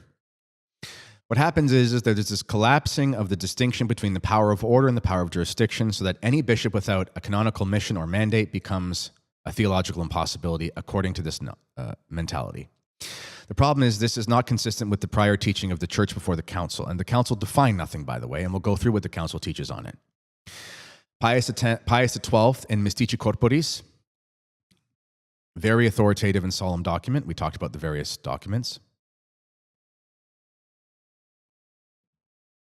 Talking about bishops, he says, in exercising this office, they are not altogether independent, but are subordinate to the lawful authority of the Roman pontiff, although enjoying the ordinary power of jurisdiction, which they receive directly from the supreme pontiff. So you receive jurisdiction from the Pope, not from the act of consecration. This is the preconciliar teaching. I don't know why supposedly traditional orders after the council are arguing for a theological novelty that is not found in the tradition. That is not tradition. Jurisdiction comes from the Pope, not automatically from the consecration itself. To this day, there are bishops consecrated for curial positions like diplomats and so forth. They're consecrated to titular dioceses. So it's not a real diocese, it's ceremonial. And they don't have jurisdiction. And that happens today. So this mentality does not even reflect the practice of the Church. Now, Vatican II complicates the matter. In Lumen Gentium 21, it seems to say that consecration confers teaching. I'll read it specifically for you here so you can understand it. Let me just find it here. Blah, blah, blah, blah, blah. Sorry. Okay. So Vatican II says the following in Lumen Gentium 21, paragraph 2. Episcopal consecration confers together with the office of sanctifying also the offices of teaching and of governing, which, however, of their very nature, can only be exercised in hierarchical communion with the head of the members of the college. If that were the plain reading of it, this would be contrary to the teaching of the Church in a way that is irreconcilable, and it would be an error in Vatican II. Now, that statement, I believe, is erroneous, But then there's a nota that was put at the end of the document to explain this. And this is in the nota in Lumen Gentium, which seeks to clarify. And it says, in this consecration, a person is given an ontological participation in the sacred function, munera. This is absolutely clear from tradition. Sacred functions, so power of orders. The word functions, munera, is used deliberately instead of the word powers, potestas, because the latter word could be understood as a power fully ready to act. But for this power to be fully ready to act, there must be a further canonical or juridical determination through the hierarchical authority. So you don't get the jurisdiction until it's conferred. This determination of power can consist in the granting of a particular office or in the allotment of subjects, and it is done according to the norms approved by the Supreme Pontiff. An additional norm of this sort is required by the very nature of the case because it involves functions, munera, which must be exercised by many subjects cooperating in the hierarchical manner in accordance with Christ's will, etc. In typical Vatican II fashion, this explanation is a bit unclear. It's clear enough in some ways, but it's a bit unclear, and it's left open to interpretation, which is the problem. But to be fair, we could interpret this from the vantage point of tradition, and we could summarize it like this. When a bishop is consecrated, he receives fully the power of orders, and he receives the power of jurisdiction in potency. You as a Catholic man are in potency the Pope. Because the Pope only necessarily only must be a Catholic man. He doesn't already have to be a bishop. Now, that's not going to happen. But you can accept the papacy if you are elected, and then after that, and once you accept it, you would have jurisdiction over the whole church, but then they would consecrate you as the Bishop of Rome. So the power must be activated, etc. The point is that it's not intrinsically given to you unless by the Pope. Obviously, well, every priest can perform a confirmation. In potency, every priest can perform a confirmation, but he must be given delegation by the bishop, or it must be done in a state of necessity. Like, for example, a priest can, our son was born and died, and I baptized him in the operating room, and our priest confirmed him because that's a custom of the church that a priest has the permission to do so for the sake of the soul in that necessity. He has the potency to do so, but only certain circumstances allow it, and normally speaking, it has to be the delegation of the bishop. So here's the thing. This opinion that it must be schismatic because of the power of jurisdiction is not consistent with a fair traditional reading of Vatican II. It also goes against the tradition received from Trent, from Leo XIII, from St. Thomas, and even the note from Vatican II, when they're read in their full context and in the light of tradition. You have to read them in the light of the novelty. For example, St. Thomas talks about when a bishop is deposed and then he's reimposed, I guess, he must not be reconsecrated for there to be jurisdiction. So when he's deposed, he doesn't have the power of jurisdiction. When he's reimposed, he gets it again. If it was intrinsic to the consecration of a bishop to always have jurisdiction because of the consecration, then when he was deposed, he would be a bishop without a diocese. With jurisdiction, he would be a schismatic. That doesn't make any sense. And this leads me to another point. I've seen it going around that the bishops of the SSPX are not auxiliaries, but they're what's called, let me get the term right here. The term is episcopus vagans, so basically vagabond bishops. So this is someone, historically, this is how it's understood. They're basically bishops not attached to anything. So historically, we see this with weird sects like the Palmarians, or we see this with bishops who have been deposed, and then they basically go and start their own little sect. That does not apply to the bishops of the SSPX. In reality, it's difficult to find a proper category for the bishops of the SSPX, but this category does not apply. Why? Because the characteristics of an episcopus vagans, a vagabond bishop or vagrant bishop,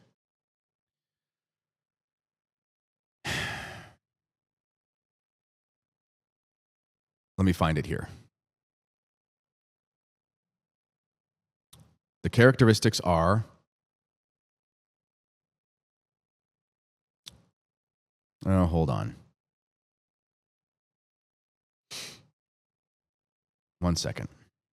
So the characteristics of the episcopus vagans, it's when they have a flock that exists to serve the bishop himself. That's one of the main characteristics. Also, it is when they have no, at least attempt or connection to have any communion with the church at all. So like some independent sedevacantist bishop, etc. So not only is it, there are similarities between an episcopus vagans and a SSPX bishop, but there are similarities between a missionary bishop who has no diocese. Or there are similarities between an episcopus vagans and a deposed bishop, like Bishop Strickland. He's a deposed bishop. He has no job, so to speak. But you become an episcopus vagans, it's essentially like schism. It's essentially like schism. It's not the proper term. It is not the proper term. The reason why the SSPX uses the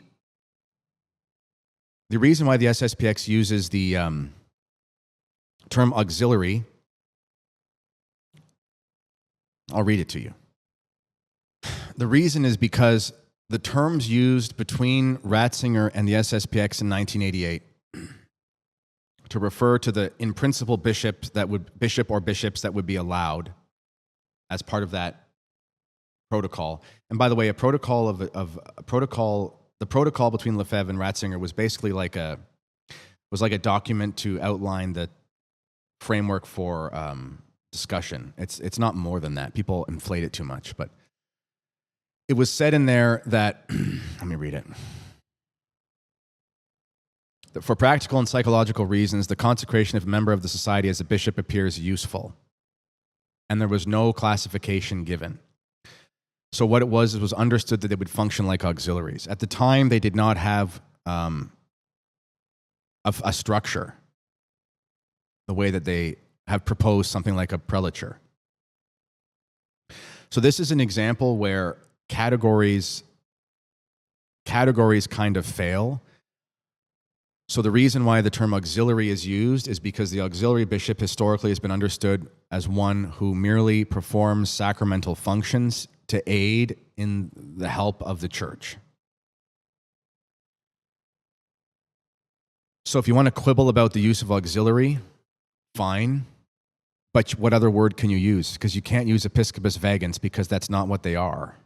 They don't have that characteristic. And very specifically, an episcopus vagans is one who explicitly has no appearance of any communion with the church at all. So, okay, take yesterday out of the equation for a second. I mean, Bishop Fillet, was given the task of doing canonical procedures at times. That's an obvious interaction and communion with the church legally. So that term could not apply at all by any stretch of the imagination before yesterday. And even now, in order to be something, you have to be that thing, just not be called that thing. So it is not the will of the SSPX bishops to have no recognized juridical or whatever communion. An episcopus vagans is basically someone who says, to heck with the authorities, I'll do whatever the heck I want, and I won't even recognize them. This is like sedevacantist bishops. The SSPX bishops cannot be called this. It's a misapplication of terms, and it's wrong to use it. If you want to say, well, I don't think they're auxiliaries, fine. The categories fail. But you can't apply a wrong category when you don't know what category to use. That's just another type of error, and it needs to stop. It's just not correct, and using that is leading people astray. Episcopus vagans are like the Palmarian bishops, or like the CMRI Took line, or whatever the heck it is, where it's like it's literally just not attached to the church in any way at all. So we're going to finish up here because I'm getting tired. Okay. So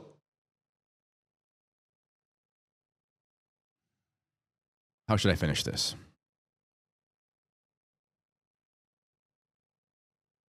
Again, I recommend reading the article that I'll post. It's more than what I'm saying now.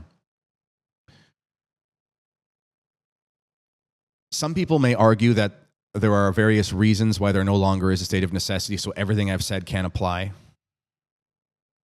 One of the arguments is that there's more clergy or laity devoted to tradition now than there were in 1988.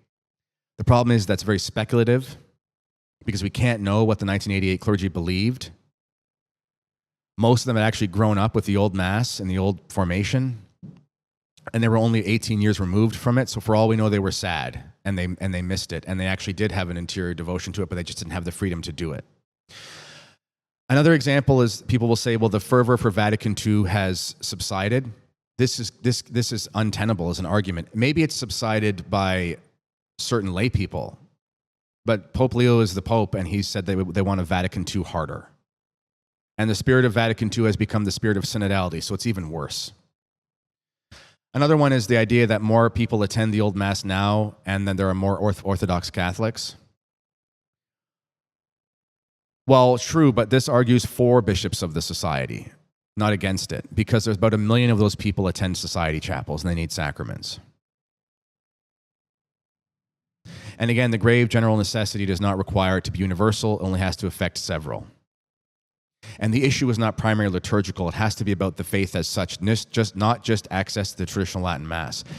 Because the problem is that the effect of the mentality of the Ecclesia Dei groups, I'm not attacking persons, I'm just talking about it in general principles, is that tradition is relegated to some sort of preference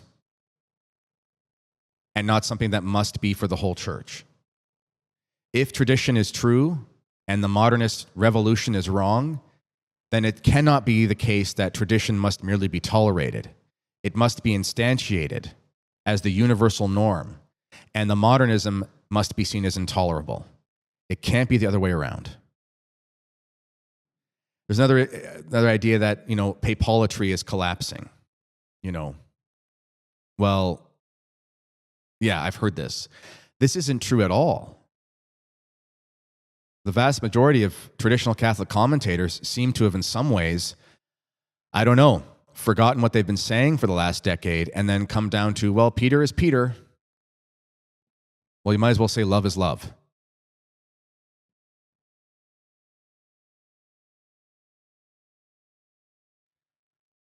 So, we've gone over the state of necessity. We've gone over the arguments and the documents from Cardinal Fernandez. We've gone over everything he cited in detail. This is a very long show. In the end here, the society offers a comprehensive resistance to the errors afflicting Catholics worldwide, and they're uniquely positioned to serve the faithful with tradition in its fullness, not just liturgically, and as such, not just as individuals. And their prelates uniquely preach, except for maybe a couple men, but uniquely preach with true parrhesia. Parrhesia is the virtue that is applied to the prophets. And it means speaking the truth freely, essentially, without worrying about consequences. Very few men do that today. Archbishop Lefebvre was a saint of parrhesia. The prophets will declare the truth, and prophecy doesn't mean only speaking like future predictions. It means speaking the truth that has remained hidden so that it can come to the light. So Daniel was a prophet, sure, when he speaks like the secret meaning of dreams, but Elijah and so forth, these are prophets who they just speak the truth. And they're always condemned for it. So we should expect the bishops and the priests of the SSPX to be condemned because they demonstrate the virtue of the prophets who were always condemned. And what did Christ say to the Pharisees? He said, "Woe to you who erect monuments of the prophets." He didn't mean that it was wrong to erect monuments, but he said, because you're hypocrites. He meant because you're hypocrites, because you erect the monuments of the very men who stand against what you're doing and you kill them for it. That's what's happening. This makes their actions not just permissible under the state of necessity, but heroic.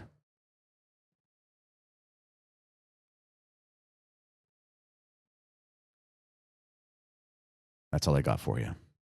I'm hungry. I'll talk to you soon. Bye-bye.